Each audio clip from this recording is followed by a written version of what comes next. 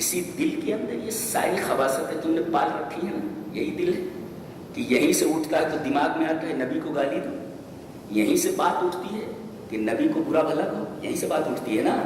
آگ کو ہم یہیں تک پہنچائیں گے، جہاں سے یہ تمہارے برے خیالات اٹھ رہے ہیں وہیں ہم آپ کو پہنچا دیں گے. کیوں؟ یہ آگ دل تک کیسے پہنچے گی؟ اس لیے کہ آدمی بدن میں آگ لگنے کی وجہ سے دل تک آگ کا اثر پہنچنے سے پہلے مر جاتا ہے، لیکن جہنم میں موت نہیں ہے. اعوذ باللہ من الشیطان الرجیم، بسم اللہ الرحمن الرحیم. اعوذ باللہ من الشیطان الرجیم، بسم اللہ الرحمن الرحیم. ویل لکل ہمزۃ لمزہ الذی جمع مالا وعددہ یحسب ان مالہ اخلدہ کلا لینبذن فی الحطمہ وما ادراک ما الحطمہ نار اللہ الموقدہ التي تطلع على الافئدہ انها علیہم مؤصدہ فی عمد ممددہ. خطبہ مسنونہ کے بعد مشہور سورہ کریمہ سورہ ہمزہ تلاوت کی گئی.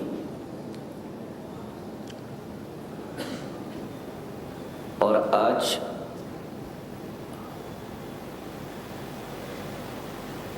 اس جمعے میں ہم اسی سورہ کریمہ کی تفسیر کرنا چاہیں گے. سب سے پہلے کہا گیا ویلن، یہ جہنم کی ایک وادی کا نام ہے. وہ جہنم کی وادی ایسے آدمی کے لیے، ایک مطلب تو یہ، اور ویل کا مطلب ہوتا ہے تیرا بیڑا غرق ہو، تیرا ستیہ ناس ہو، تو ہلاک ہو جائے، تو تباہ و برباد ہو جائے، تو دنیا اور آخرت دونوں میں ذلیل ہو. یہ ہے ویل کا مطلب. یہ اتنی خطرناک وعید کس شخص کے لیے؟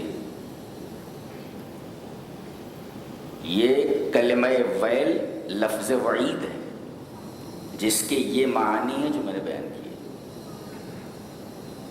یہ کس آدمی کے لیے، کس شخص کے لیے؟ جس کے اندر 3 صفتیں ہوں. من اتصف بهذه الصفات الثلاثہ فمصيره هذا. جس آدمی کے اندر یہ 3 بری عادتیں ہوں اس کے لیے یہ انجام ہے، ویل کا انجام. 3 بری عادتیں کون سی ہیں؟ پہلے دیکھتے ہیں. ایک لفظ ہے ہمزہ.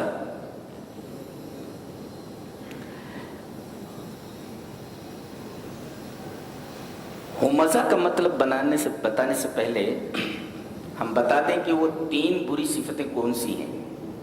ایک ہے حمز، ایک ہے لمس، اور ایک ہے جمع المال والانشغال به عن ذکر الموت وما بعدہ. حمز، لمس اور جمع المال والانشغال به عن ذکر الموت وما بعدہ، یہ 3 چیزیں ہیں جن کی تشریح ہم ابھی کریں گے. حمز کرنے والے کے بارے میں کہا گیا یہ ہمزہ ہے. ہمزہ آپ دیکھیں، ایک ہے ہے میم سے اور اس کے بعد آگے بولتے، تو یہ ہمزن، یہ کیا ہے؟ اور آگے تے بڑھا دیے. ہمز ہو پہلے پر پیش ہے، دوسرے پر زبر ہے. مشہور نحو اور صرف کا ماہر ابن رزی اپنی کتاب شرح کافیہ میں کہتے ہیں ان الصیغۃ فعل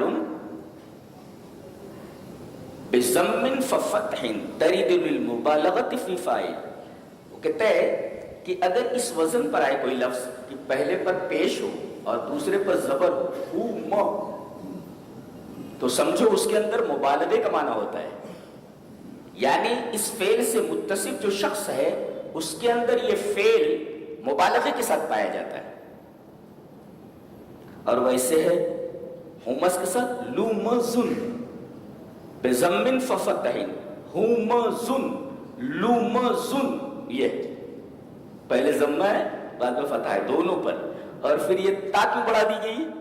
ये कहते हैं ये ताए मुबालगा है, तो अव्वलन उसमें मुबालगा था ही, फिर मजीद मुबालगा पैदा कर दिया गया, यानी मुबालगा दर मुबालगा है। अब हमज का माना जान ले।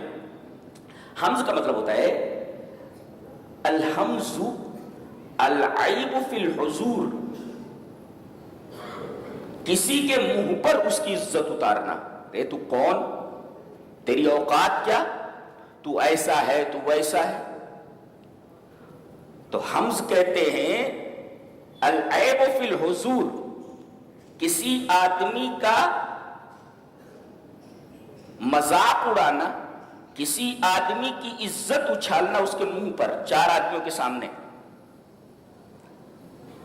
एक है ऐब होना और एक होता है ऐब निकालना, दोनों में फर्क है। अगर उस आदमी में ऐब है और आप बयान कर रहे हैं पीठ पीछे तो ये गीबत है, और अगर ऐब नहीं है निकाल रहे हैं तो ये बोहतान है। तो एक है ऐब होना,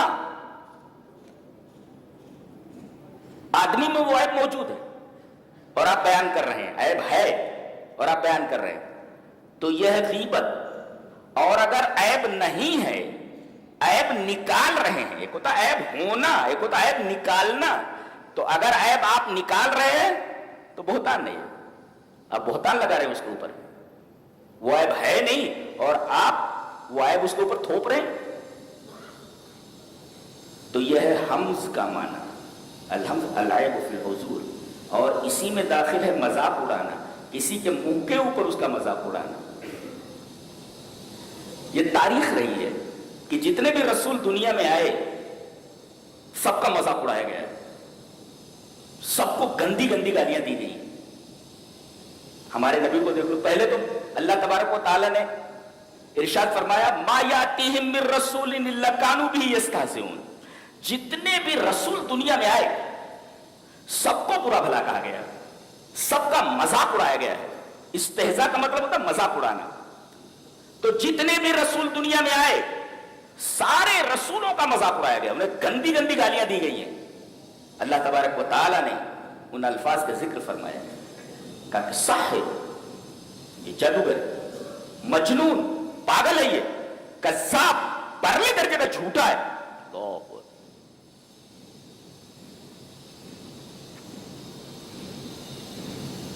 गालियां कैसी दी गई? ये पागल है, बहुत बड़ी गाली है पागल होना, मतलब पागल है, यानी उसकी बात सुनो ही नहीं, ये मतलब उसका, ये पागल आदमी है, ऐसे ही ओल फोल बक रहा है ताकि लोग उससे करीब ना हो। ये जादूगर, साहिर, कज़्ज़ाब है, परले दर्जे का झूठा है। तो अल्लाह फरमाता है कौन सा ऐसा रसूल है जिसे हमने दुनिया में भेजा और उसको गालियां नहीं दी गई, उसका मजाक नहीं उड़ाया गया? तो अगर तुम्हारे रसूल को कोई गाली दे, बुरा भला कहे, तो जाहिर है कि तुम अपने नबी को अपनी जान से ज्यादा महबूब रखते हो।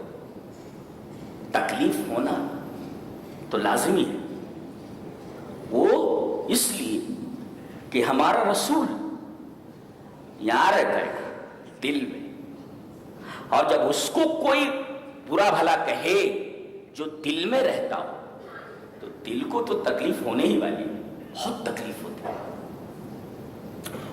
बहुत तकलीफ होती है। जो दिल में रचा बसा हुआ हो, जिसका नाम आए तो दरूद न पढ़ने वाला दुनिया का सबसे बड़ा बखील है, जिसका ये मकाम हो, जो दिल की गहराइयों में पैबस्त, उसको अगर कोई बुरा भला कहता है तो एक मोमिन का दिल दुखना, उसके दिल को तकलीफ होना एक लाजमी बात है। साथ भी ये भी कहा गया कि देखो तकलीफ तो तुम्हें होगी, लेकिन जज्बात में आकर के कोई ऐसा कदम न उठाना जिससे तुम्हें तकलीफ हो। दर्द को जाहिर करो,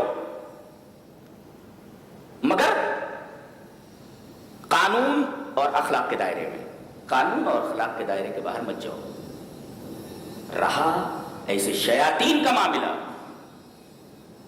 جو میرے نبی کو برا بھلا کہتے ہیں، اِنَّا كَفَيْنَاكَ الْمُسْتَهْزِئِينَ، ہم ہیں نا ان کے لیے کافی، تم کو ٹینشن لینے کی ضرورت نہیں ہے، دل دکھنا لازمی ہے، لیکن وہ مالا ہمارا ہے، اس لیے رسول ہم نے بنایا ہے اس کو، لہذا ہم نمٹنے کے لیے کافی، ہم کافی ہیں۔ اِنَّا كَفَيْنَاكَ یعنی مَا يَأْتِيهِم مِّن رَّسُولٍ إِلَّا كَانُوا بِهِ يَسْتَهْزِئُونَ، جتنے بھی رسول دنیا میں آئے ان کے ساتھ استہزاء کیا گیا، ان کا مذاق اڑایا گیا، ان کو گندی گندی گالیاں دی گئی، ان کو برا بھلا کہا گیا، ان کے رو در رو چار لوگوں کے سامنے ان کو برا بھلا کہا گیا، تو ایسا ہے تو ویسا ہے، پیٹ پیچھے برا بھلا کہا جائے،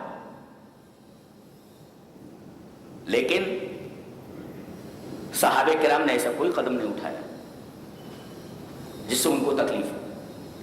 ہاں اللہ نے نمٹ لیا سب سے، جیسا کہ اس کا وعدہ ہے، اِنَّا كَفَيْنَاكَ الْمُسْتَهْزِئِينَ۔ ایک بات یاد رکھو، نوٹ کرو، نبی کو گالیاں دینے والا، نبی کو برا بھلا کہنے والا اس صفحہ ہستی پر انتہائی ذلیل اور بدترین شخص ہے، اور اللہ تبارک و تعالیٰ اسے ایسی سزا دینے والا ہے کہ وہ نمونہ عبرت اور نشان عبرت بن جانے والا ہے۔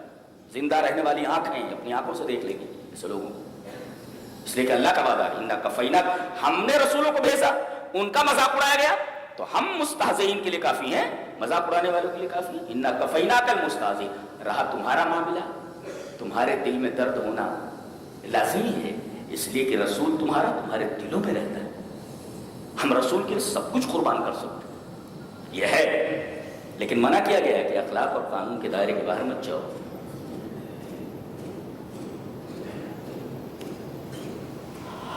آج پوری دنیا میں تقریباً 180 کروڑ مسلمان ہیں، اس حساب سے ہر چوتھا آدمی مسلمان ہے دنیا کا، 180 کروڑ مسلمان ہیں، یعنی دنیا کا ہر چوتھا آدمی مسلمان ہے۔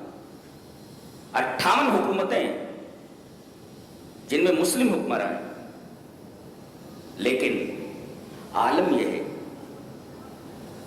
کہ کسی کی کوئی قدر و قیمت نہیں،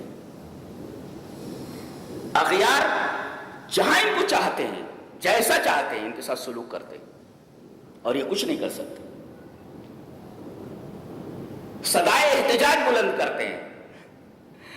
آپ یہ کہہ سکتے ہیں کہ مسلمان صرف اور صرف احتجاجی قوم بن کر کے رہ گئی، کیوں؟ مجال تھی کہ کوئی رسول کو گالی بک لیتا، رسول کو گالی دے لیتا، ہمارے اعمال ویسے ہی، ان عملوں کی سزا دی جا رہی ہے۔ جی سب سے برا عمل جو ہم لوگ کرتے ہیں وہ یہ جانتے کیا ہے؟ الذین آمنوا ولم یلبسوا ایمانہم بظلم اولئک لہم الامن وہم مہتدون۔ ہم نے ایمان کے اندر ظلم ملا لیا ہے۔ ظلم جانتے ہیں سب سے بڑا ظلم کون؟ سب سے بڑا ظلم شرک ہے۔ آج مسلمانوں کی اکثریت ایمان کے ساتھ شرک میں مبتلا ہے۔ بتائیے، آپ تو اللہ کی شان میں گستاخی کر رہے ہیں، شرک اللہ کی شان میں سب سے بڑی گستاخی ہے، تو آپ تو اللہ کی شان میں گستاخی کر رہے ہیں۔ دوسرے، اگر رسول کی بات کے مقابلے میں امام کی بات آ جائے تو ہم امام کی بات کو لے لیتے ہیں، رسول کی بات کو چھوڑ دیتے ہیں، تو ہم نے کون سی ایسی گستاخی ہے جو نبی کی شان میں نہیں کی ہے؟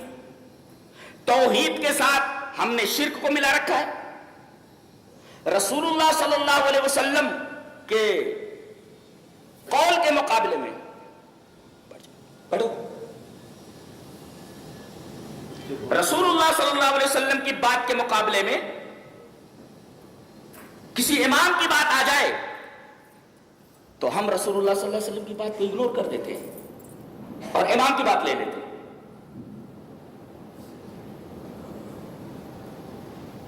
تو تم سے بڑا گستاخ الہی کون ہے؟ اللہ کا گستاخ کہ آپ شرک کر رہے ہیں، اور رسول کی شان میں گستاخی کرنے والا تم سے بڑا کون ہو سکتا ہے کہ تم نے رسول کی حدیث کے مقابلے میں امام کی بات لے لی؟ تم گستاخ نہیں ہو؟ تو ہم تو پہلے سے گستاخیاں کیے بیٹھے ہیں، ان لوگوں کا نمبر دوسرے نمبر پہ ہے، یہ دوسرے نمبر پہ آتے ہیں، ہموار کیا ہے. رسول اللہ صلی اللہ علیہ وسلم کی شان میں گستاخی کا جو راستہ ہے وہ ہم نے ہموار کیا ہوا ہے. ہم کون سے بڑے اچھے ہیں؟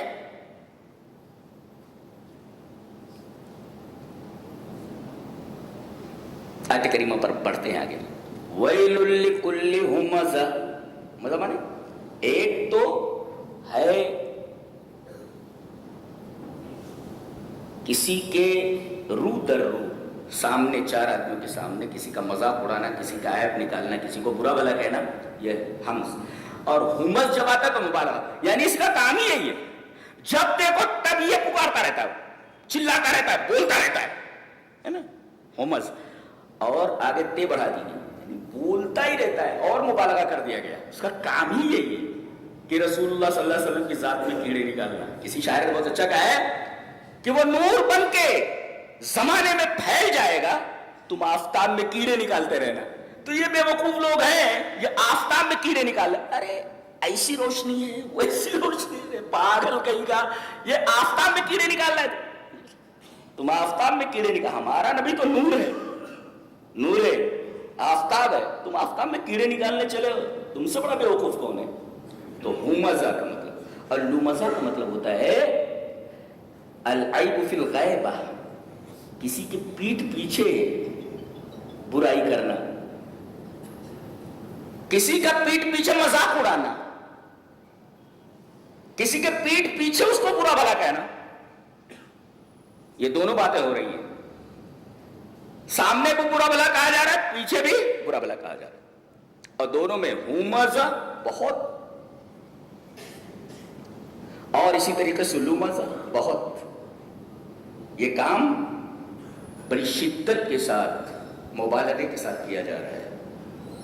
تو پہلی صفت ہمز، دوسری صفت لمز، یہ دونوں نہیں ہونا چاہیے. کسی کے رو در رو چار آدمیوں کے سامنے کسی آدمی کی عزت سے کھیلنا، یہ نہیں ہونا چاہیے تمہارے یہاں. اور لمز کا مطلب ہوتا ہے العیب فی الغیبہ، اس کی غیر موجودگی میں پیٹھ پیچھے اس کا عیب نکالنا، اس کو برا بھلا کہنا، اس کا مذاق اڑانا، اس کو گالیاں دینا، یہ ہے لمز. اور لومز یعنی یہ صفت بدرجے مبالغہ اس میں موجود ہے، پھر تے لگا دی گئی اور مبالغہ اس کے اندر، اس کا کام ہی یہی ہے، اس کے علاوہ اس کا کوئی کام نہیں. تیسری صفت الذی جمع مالا وعددہ، یہ دونوں کام اکثر کون سے لوگ کرتے ہیں؟ ان کے پاس مال بہت ہو، اقتدار ہو، نیتا ہو، وہ یہ کرتا ہے. الذی جمع مالا وعددہ، جس نے مال جمع کر لیا اور گنا. ایک ہوتا ہے عدہ گننا، ایک ہوتا ہے عددہ، یہاں بھی مبالغہ ہی ہے. مال جمع کرنا، تجوری میں رکھ دینا، حقوق واجبہ ادا نہ کرنا، حرص، اور رات میں اس مال کے بارے میں تصور کر کے نیند نہ آنا اور بار بار تجوری کھولنا، وہ عددہ اور گننا. ہاں کتنی گڈیاں ہیں ابھی، نوٹوں کی خوشبو آ رہی ہے. تو یہ ہے الذی جمع مالا، مال کو سینت کر تجوری میں رکھ لیا، حقوق واجب ادا نہیں کر رہا، یہ ہے حرص. اور رات میں اٹھ کر کے گن رہا ہے اور نوٹوں کی خوشبو سے مست ہو جا رہا ہے، یہ ہے محبت. اور یہ دو چیزیں کسی دنیاوی چیز کے بارے میں آ جائیں تو بہت خطرناک بات ہے. بخیلی یعنی حرص، بہت زیادہ لالچ کسی چیز کے بارے میں، اور کسی چیز کے بارے میں حد درجہ محبت. اب یہ مال کے اندر حرص بھی آ گئی اور دوسرے محبت بھی آ گئی، بہت خطرناک چیز ہے. مال کی حرص چلو غنیمت ہے، لیکن مال کی حرص کے ساتھ مال کی اتنی محبت کہ نیند نہیں آ رہی ہے، گن رہا ہے، وعددہ، اٹھ کر کے نوٹ کی خوشبو لے رہا ہے، یہ ہے مبالغہ.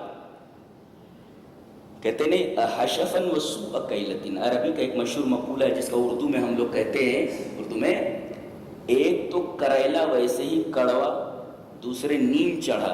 ایسے ایک تو کریلا ویسے ہی کڑوا ہوتا ہے اور دوسرے نیم کے اوپر چڑھا دو تو ایسے ہی ہمز جو ہوتا ہے، ہمز، وہ تو رو در رو کسی کی برائی کرتا ہی ہے، وہ کرتا ہی رہتا ہے. تو ایک تو کریلا ویسے کڑوا، دوسرے نیم چڑھا. لمز بھی ایسے ہی ہے، پیٹ پیچھے کسی کی برائی کرتا ہی رہتا ہے. تو ایک تو کریلا ویسے کروا, دوسرے دن چڑھا. الذی جمع مالا, مال کو سینس سیت کر رکھ رہا ہے, وہ حقوق واجبات ادا نہیں کرا. دوسرے نوٹ کی خوشبو سونگھ رہا ہے, تو ایک تو کریلا ویسے کروا, دوسرے دن چڑھا. حشف کہتے ہیں ردی کھجور کو. الحشف ارد التمر, یعنی سب سے ردی کھجور کو کہتے ہیں الحشف. تو کہتے ہیں احشفن وسوء کیلتن, ایک تو کھجور ویسے بھی ردی ہے اور دوسرے تول کم دے رہا ہے. تول پر یاد آیا, قرآن حکیم میں 2 سورتیں سے ویل سے شروع ہوتی ہیں. اللہ اکبر. ایک تو یہ سورہ ہے ویل لکل, یعنی پہلا لفظ ویل ہے, اور دوسرے ایک سورہ اور بھی ہے ویل للمطففین, تطفیف یعنی پیسے پورے لینا اور تول کم دینا. ان 2 سورتوں کے شروع میں ویل آیا یہ لفظ کلمہ وعید, اور کہیں نہیں آیا. ہاں, اور پہلے کا تعلق اموال الناس سے اور دوسرے کا تعلق اعراض الناس سے. یعنی ویل للمطففین کا تعلق لوگوں کے مال سے ہے کہ مال پورا لے رہے ہو اور تول کم دے رہے ہو. اور یہاں ویل لکل ہمزۃ لمزہ, یہاں تعلق آدمی کی عزتوں سے ہے. آراز مانی عزت, وہاں لوگوں کے مال کا بیان ہے اور یہاں لوگوں کے آراز یعنی عزتوں کا بیان. وہاں لوگوں کے مال سے کھیل رہا ہے اور یہاں لوگوں کی عزتوں سے کھیل رہا ہے. اور یہ دونوں چیزیں اللہ کو سخت ناپسند ہے. کسی کے مال سے کھیلنا یعنی مال پورا لینا, پیسے پورا لینا, مال کم دینا, تول کم دینا, اور دوسرے لوگوں کی عزتوں سے کھیلنا. یہ دونوں چیزیں اللہ تبارک و تعالیٰ کے نزدیک انتہائی قابل نفرت ہیں. لہذا ان 2 صورتوں کو اللہ لفظ ویل سے شروع کرتا ہے, ویل للمطففین ویل لکل ہمزۃ لمزہ. اچھا, اس کے بعد کیا ہے؟ اتنا ڈوب گیا ہے. ارے مال ہے ٹھیک ہے بھائی, اب اتنا ڈوب جائے آدمی, ایک تو کریلا ویسے کروا ویسے نیند چڑھا, دوسرے کیا یحسب ان مالہ اخلدا, وہ یہ سمجھ رہا ہے, اللہ کرا صرف اس کی سمجھ ہے, یہ حقیقت میں ایسا نہیں. یحسب صرف اس کا گمان ہے کیا, ان مالہ اخلدا, کہ یہ میرے پاس پیسے آ گئے ہیں تو میری زندگی بڑھ جائے گی. ہاں, جتنے میں عیش میں رہوں گا اتنی میری لائف بڑھے گی. یاد رکھو, اللہ کسی امیر کی امیری کی وجہ سے اس کی عمر نہیں بڑھاتا, اور اللہ کسی غریب کی غریبی کی وجہ سے اس کی عمر کم نہیں کرتا. عمر متعین ہے. یہ آدمی سوچ رہا ہے کہ پیسہ ملنے سے عمر بڑھ جائے گی, اور ایسا منہمک ہے مال میں, ایسا ڈوبا ہوا ہے, ایسا غرق ہے کہ الانشغال بھی عن ذکر الموت, موت یاد ہی نہیں آ رہی ہے. آدمی موت نہ یاد کرے, مال میں اس طرح مشغول ہو جائے کہ مرنا یاد نہ رہے اور مرنے کے بعد کی زندگی نہ یاد رہے. ایسا آدمی اللہ کے نزدیک انتہائی قابل نفرت ہے. تو یہ 3 آدمی انتہائی قابل نفرت, ہمزہ, لمزہ, الذی جمع مالا وعددہ, یہ 3 لوگ. من اتصف بہذه الصفات الثلاثہ فمصیرہ ھذا, یہ 3 صفتیں ایسی ہیں زندگی میں لانا تو دور کی بات ہے, فلا تقترب منہما, قریب بھی مت جانا. اس لیے کہ یہ 3 صفتیں ایسی اللہ کو سخت مقبوض ہیں, اللہ کے نبی سخت نفرت قابل نفرت یہ چیز ہے. اچھا, وہ یہ سمجھ رہا ہے لمبی ہو جائے گی زندگی, ایسے کلا, ہرگز نہیں. مرنا ہے اسے, یہ مال اسے زندہ نہیں رکھ سکتا. کہاں ڈالا جائے گا ایسا آدمی جس کے اندر یہ 3 صفتیں ہیں؟ 4 آدمیوں کے سامنے کسی آدمی کی عزت اتارنے والا, عزت سے کھیلنے والا, عزت اچھالنے والا, پیٹھ پیچھے کسی کی عزت اچھالنے والا, مال کو حرص سے جمع کر کے اس کی خوشبو لیتے رہنا, یہ 3 صفتیں جس آدمی کے اندر ہیں, اس کے ساتھ انجام کیا ہے؟ تو ہے ہومز, تو ہے لومز, تو سزا حتم. وہ بھی دیکھو پیش ہے پہلے, پھر بعد میں زبر ہے. ہومزن, لومزن, سزا حتم. آگے فرمائے گا کلا لینبذن فی الحطمہ, تم ہو مزو, تم لو مزو, تو تمہارا انجام حتم ہے. حتمن بھی یہ مبالغے کا ہے, یعنی جہنم کا ایسا ایریا ہے کہ ایسے آدمی کو جس کے اندر یہ 3 صفتیں اس ایریے میں ڈال دیا جائے گا.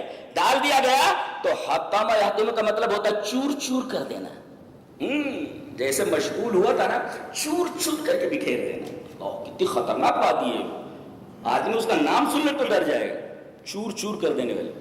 اور وہاں کسی کے اوپر رحم نہیں کیا جاتا, اس لیے کہ عربی میں ہے رجل حطم، حطم آدمی، حطم آدمی کس کو کہتے ہیں؟ اذا کان قلیل الرحمت للماشیہ، ایسا چرواہا جو اپنے مویشیوں کے تعلق سے قطع رحم نہ رکھے. ارے بھائی بکری ادھر سے ادھر جا رہی ہے، آواز دیا ہٹ گئی بکری. اب اس کے بجائے ڈنڈا لے کر کے اس کو پیٹتے رہنا، ادھر کیوں گئی. یہ ہے رجل حطم، اپنے مویشیوں کے تعلق سے کوئی رحم نہ رکھنا. تو یہ وادی جہنم کی ایسی ہے کہ اس میں ڈالے جانے والوں کو یہ قطعاً کوئی رحم نہیں ہے، قطعاً کوئی رحم نہیں ہے ان کے ساتھ. اتنی خطرناک وادی. اور حطمہ کا مطلب ہوتا ہے چور چور کر دینے والی، چور چور. آدمی گیا کہ چور چور ہو جاتا اور مرے گا نہیں وہاں پہ. تو کلا لینبذن، اور نبض کا مطلب ایک ہوتا ہے القا یلقی القان، پھینک دینا. الالقاء فی السلۃ المہملہ، ڈسٹ بن میں کسی چیز کو پھینک دینا، اس کو کہتا ہے الالقاء فی السلۃ المہملہ. سلۃ المہملہ میں ڈسٹ بن عربی میں. تو اور ایک ہوتا ہے نبض، پھینک دینا. نبض کا مطلب ہوتا ہے نون بے زال. نبض کا مطلب ہوتا ہے کسی چیز کو انتہائی حقیر سمجھ کر، ویلو سے ایک دم کسی کام کی نہیں، ایسا پھینک دینا، اس کو کہتے ہیں نبض. کسی چیز کو حقیر سمجھ کر کے پھینک دینا. تو اللہ کی نگاہ میں ان تین صفتوں سے متصف شخص انتہائی حقیر ہے. اس کو ایسے ڈسٹ بن میں جس طرح پھینک دیا جاتا ہے، جہنم میں اور حطمہ میں ایسے پھینک دیا جائے گا. لَيُنبَذَنَّ فِي الْحُطَمَةِ، بے حقیر چیز کی طرح حطمہ میں پھینک دیا جائے گا. اس کی کوئی عزت نہیں اللہ کی نگاہ میں، اس کی کوئی ویلو نہیں اللہ کی نگاہ میں. اچھا اب جہنم میں چلا گیا، حطمہ میں. کَلَّا لَيُنبَذَنَّ فِي الْحُطَمَةِ وَمَا أَدْرَاكَ مَا الْحُطَمَةُ. اللہ پوچھ رہا ہے، بول رہا ہے جانتے ہو حطمہ کیا ہے؟ یہ یفید التحویل اس لیے لایا گیا تاکہ آدمی کے اندر ڈر پیدا ہو جائے. کوئی کہتا ہے جانتے ہو میں کون ہوں، جانتے ہو میں کون ہوں، ابھی بتایا نہیں اس نے، جانتے ہو میں کون ہوں. اللہ فرما رہا ہے جانتے ہو حطمہ کیا ہے. یعنی آدمی ڈر جاتا ہے، یار یہ تو کوئی بہت ہی خطرناک آدمی ہے، کہہ رہا ہے جانتے ہو میں کون ہوں. تو یفید التحویل ہال پیدا کر دیتا. تو وما ادراک، یہ حطمہ میں ڈال دیا جائے گا.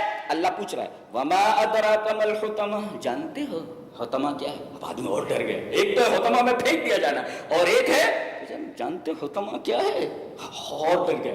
اب اللہ بتا رہا ہے حطمہ کا جو ایریا ہے کیسا ہے. کلا لینبذن فی الحطمہ وما ادراک ما الحطمہ نار اللہ الموقدہ. یہاں جو آگ جل رہی ہے اللہ نے اس کو جلایا ہوا ہے. پورے قرآن میں اللہ نے کہیں بھی آگ کو اپنی طرف منسوب نہیں کیا. نار اللہ نہیں کہا، اللہ کی آگ، صرف یہی ایک جگہ ہے. اللہ نار اللہ، اللہ کی آگ. اور الموقدہ سلگائی ہوئی، جانتے ہو اوقدہ اللہ، اس آگ کو اللہ نے سلگایا ہے. وما اوقدہ اللہ، اور اللہ جس کو سلگا دے لا یقدر غیرہ ان یطفئہ، کوئی اس کو بجھا نہیں سکتا. آدمی یہ سوچے کہ کہیں آگ لگ گئی ہے تو آدمی سوچتا ہے ارے بھائی آگ لگ گئی ہے، یہ مخلوق کی لگائی ہوئی آگ ہے تو مخلوق اس کو بجھا دے گی. مخلوق کی لگائی ہوئی آگ مخلوق بجھا دے گی. اللہ فرما رہا ہے یہ میری سلگائی ہوئی آگ ہے، کون بجھائے گا؟ نار اللہ الموقدہ. مخلوق کی لگی ہوئی آگ بجھ جاتی ہے لیکن میں نے اس کو سلگایا ہوا ہے، یہ بجھے گی نہیں ہے، بالکل نہیں. نار اللہ، اللہ کی آگ، الموقدہ سلگائی ہوئی، یہ ہم نے سلگایا ہوا ہے. یہ آگ بجھے گی نہیں اس لیے کہ یہ مخلوق کی لگائی ہوئی آگ نہیں ہے کہ بجھ جائے، یہ خالق کی لگائی ہوئی آگ ہے، ہم نے لگایا اس کو. اللہ نار اللہ الموقدہ، یہ بجھنے والی نہیں کہ ویسے ڈرا دینے کے لیے کافی ہے. آگ تھوڑا سا کہیں ایسے کرنٹ لگ جائے، آگ لگ جائے، کئی دنوں تک اس کی حرارت، اس کی سوزش اس جگہ پر محسوس ہوتی رہتی ہے. چھجائے کہ ایسی آگ میں ڈال دیا جائے جس آگ کے بارے میں اللہ یہ فرمائے میں نے سلگایا ہوا، اندازہ نہیں کر سکتے آپ کتنی خطرناک آگ ہے. نار اللہ الموقدہ بتایا گیا ہے. تو ایک میری سلگائی ہوئی آگ ہے. دوسرے اس آگ کی ایک اور خصوصیت ہے. ایک تو یہ آگ میری سلگائی ہوئی ایک خصوصیت، یہ مخلوق کی آگ نہیں ہے. اور دوسرے یہ آگ ایسی ہے کہ یہ دل تک پہنچ جاتی ہے. فؤاد کی جمع افئدہ، دل تک. کیا مطلب ہے اس کا؟ دل تک پہنچ جاتی ہے. تجزیہ یہ ہے کہ کسی آدمی کو اگر آگ لگ جائے تو آگ کی حرارت، آگ کا اثر دل تک پہنچنے سے پہلے ہی وہ مر جاتا ہے، ٹیم بول جاتا ہے، مر گیا۔ آدمی کو جلا دیا جائے، آدمی کے بدن میں آگ لگا دی جائے تو آگ کا اثر پہلے بدن کے اوپر ہوتا ہے۔ قرآن حکیم یہ بولتا ہے کہ دنیا کی لگائی ہوئی آگ دل تک نہیں پہنچ پاتی، اس سے پہلے ہی آدمی مر جاتا ہے، لیکن ہماری جلائی ہوئی آگ اتنی خطرناک ہے کہ وہ دل تک پہنچ جائے گی۔ بدن تو برداشت کر ہی نہیں پاتا، دل کیا برداشت کرے گا آگ کو؟ دل تک پہنچ جائے گا۔ دل ویسے بھی بہت نازک ہوتا ہے، اور یہ بتایا گیا اسی دل کے اندر یہ ساری خباثتیں تم نے پال رکھی ہیں نا، یہی دل ہے کہ یہیں سے اٹھتا ہے تو دماغ میں آتا ہے نبی کو گالی دو، یہیں سے بات اٹھتی ہے کہ نبی کو برا بھلا کہو، یہیں سے بات اٹھتی ہے نا۔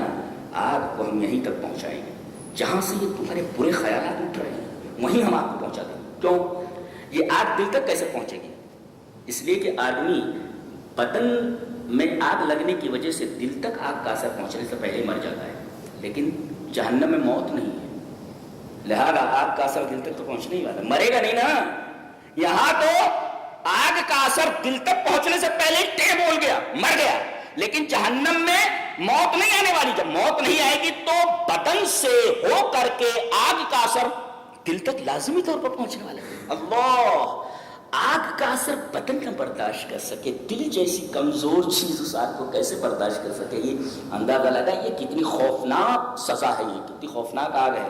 یہ جو اللہ کے رسول کو برا بھلا کہنے والے لوگ ہیں، یہ گستاخ رسول جتنے ہیں، یہ اس سورہ کریمہ کو ایک بار ضرور پڑھیں، تیلگو میں، اسی طریقے سے ہندی میں، اردو میں، انگلش میں اور عربی میں اور اردو میں پڑھیں اس کو کہ تمہارا انجام کیا ہونے والا ہے، کب تک زندہ رہو گے، 60 سال، 65 سال، 70 سال، 80 سال، اس کے بعد یہیں آنا ہے تمہیں۔ کَلَّا لَيُنبَذَنَّ فِي الْحُطَمَةِ، چور چور ہو جاؤ گے بیٹا۔ وَمَا أَدْرَاكَ مَا الْحُطَمَةُ، آ جاؤ یہاں۔ نار اللہ الموقدہ، یہ اللہ کی اسپیشل جلائی ہوئی آگ ہے، اور یہ دل تک پہنچ جانے والی آگ ہے۔ دنیا میں آگ دل تک نہیں پہنچتی۔ الَّتِي تَطَّلِعُ عَلَى الْأَفْئِدَةِ، اور کوئی چیز نیچے ہو، جیسے اسے نا، کوئی چیز نیچے ہو، نیچے سے آئے تو اتنا اثر نہیں ہوتا جتنا کہ اوپر سے آئے۔ کہا گیا تطلع علی الافئدہ، دل کے اوپر ایسے دیتے آ جائیے، سر سے کیا کلام ہے، سبحان اللہ۔ میں تو تفسیر کا ویسے بھی طالب علم ہوں، میں ایک لفظ دیکھتا ہوں کہ اللہ تبارک و تعالیٰ کس طرح بات کرتے ہیں، کس طرح خوبصورت انداز میں بات کرتے ہیں۔ مخلوق بات کرتی ہے لیکن خالق جب بات کرتا ہے تو اس کا لیول اتنا ہائی ہوتا ہے کہ آدمی تصور بھی نہیں کر سکتا، اس طرح سے بولا جا سکتا ہے۔ التی، الا مانے پر، اوپر، آن، آن، انڈر نہیں۔ التی تطلع علی الافئدہ، یہ آگ پوری کی پوری اس کو دل کو ایسے اوپر سے گھیر لے گی، اس کو الا استعلا کے لیے آتا ہے، استعلا، الا للاستعلا۔ دار اللہ الموقدہ التی تطلع علی الافئدہ۔ آگ کی کتنی صفتیں ہیں گنو؟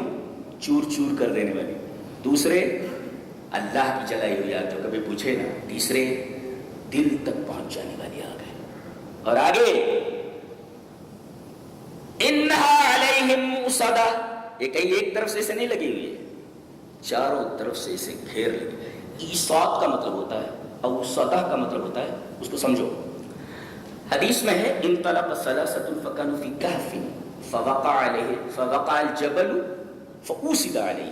تین آدمی کہیں جا رہے تھے، مشہور حدیث ہے وہ، تین آدمی کہیں جا رہے تھے، بارش ہونے لگی، جنگل سے جا رہے تھے، پہاڑی راستہ تھا، تو بارش جب ہونے لگی تو وہ ایک کہف میں چلے گئے، کہف مینس کیو میں چلے گئے۔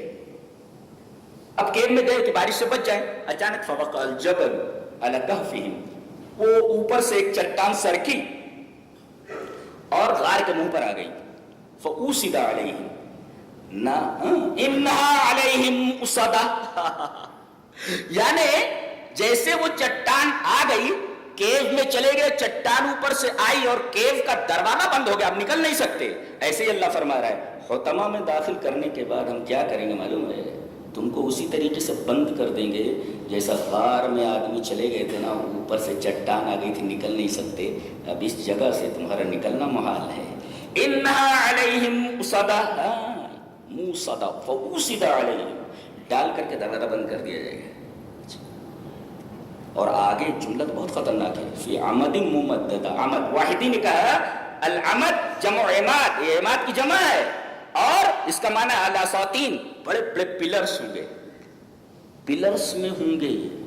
اس کا کیا مطلب؟ گئے جہنم میں، اس کے حطمہ میں، اس کے بعد باہر سے دروازہ بند کر دیا گیا، بیٹا آپ باہر نہیں نکل سکتے. اور تیسرے یہ بڑے بڑے پلرز میں، ممددہ کا مطلب پھیلے ہوئے، بڑے بڑے پلرز میں ہیں. کیا مطلب؟ ذرا ایک کار کا تصور کیجئے. ایک کار ہے، آدمی اس میں بیٹھا ہوا ہے، کھڑکیاں بند ہے، دروازہ لاکڈ ہے، بند ہے، آگ لگ گئی.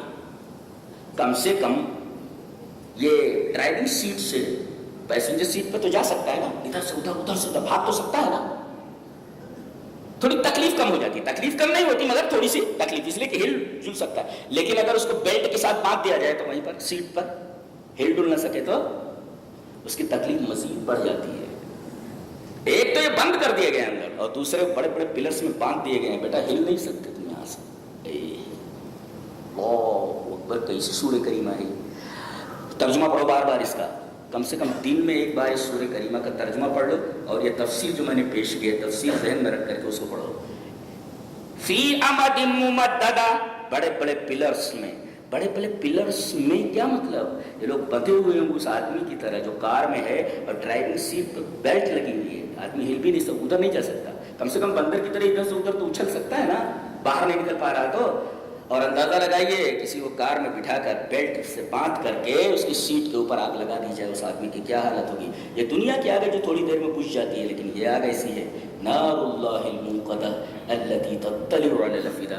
اللہ تبارک و تعالیٰ سے دعا کریں کہ اللہ تبارک و تعالیٰ ہمارے اندر یہ تین صفتیں نہ آئیں، ہم ان تین صفتوں سے دور رہیں، حمز سے، لمز سے، اور جمع مال والانشغال بھی عن ذکر الموت وما بعدہ سے. کیا مطلب؟ کسی کے منہ کے سامنے، لوگوں کے سامنے کسی کی عزت اچھالنا، حمز.